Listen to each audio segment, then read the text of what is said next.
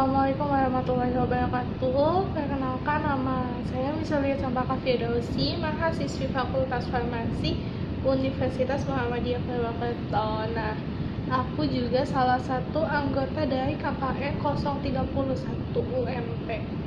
Nah, di video edukasi kali ini kita bakal bahas tentang penggunaan obat yang baik dan benar. Nah, teman-teman, biasanya nih ketika kita membeli atau memperoleh obat, itu tuh setiap kemasannya itu terdapat simbol-simbol obat.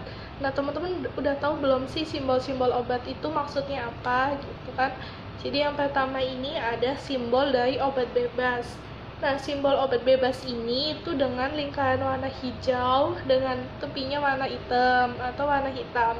Nah, obat bebas ini maksudnya adalah obat yang dapat diperoleh secara bebas tanpa menggunakan resep dokter.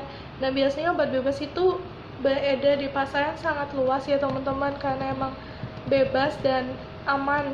Untuk cara penggunaannya sendiri itu bisa dilihat di kemasan. Nah, biasanya contoh-contoh obat bebas yang beredar di warungan tuh kayak gini, kayak Panadol, Paramex, dan lain sebagainya. Nah, simbol yang kedua ini merupakan simbol dari obat bebas terbatas. Nah, simbol dari obat bebas terbatas ini lingkarannya warna biru dengan tepinya itu warna hitam. Nah, simbol obat bebas terbatas itu sebenarnya obat bebas terbatas adalah obat keras namun masih dapat dibeli tanpa resep dokter.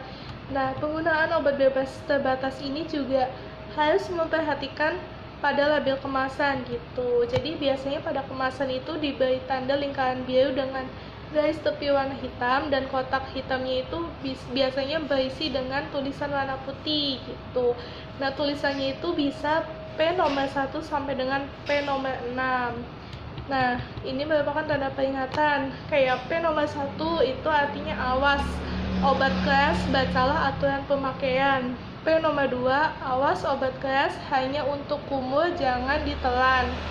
P nomor 3, awas obat keras hanya untuk bagian luar dari badan. Nah, P nomor 4, awas obat keras hanya untuk dibakar. P nomor 5, awas obat keras tidak boleh ditelan.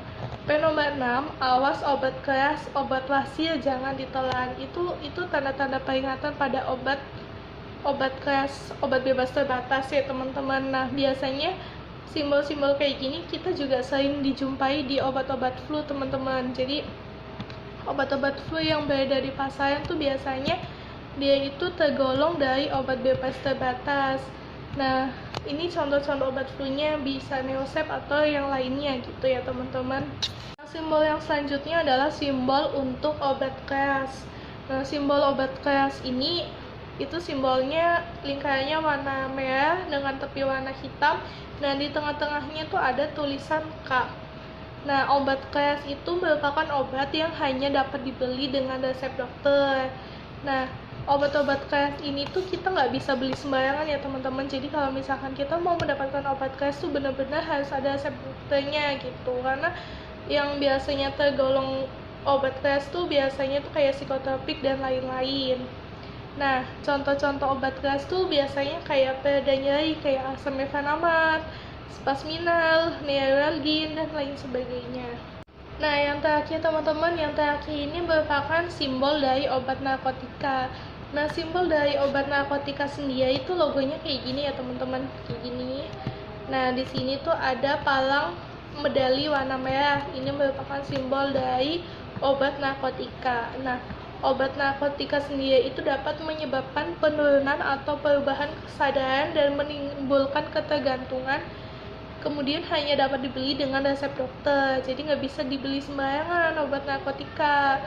Nah, kemudian penggunaan obat narkotika itu diawasi dengan ketat dan dilaporkan secara rutin kepada Kementerian Kesehatan RI sesuai dengan ketentuan dan peraturan perundang-undangan.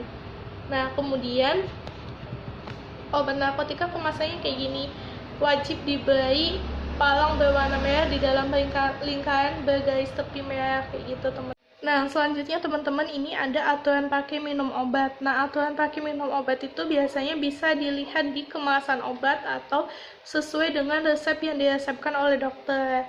Nah, untuk beberapa obat tuh biasanya ada aturan pakainya kayak gini teman-teman. Kayak biasanya kita minum vitamin atau diuretik itu biasanya diminum di pagi hari.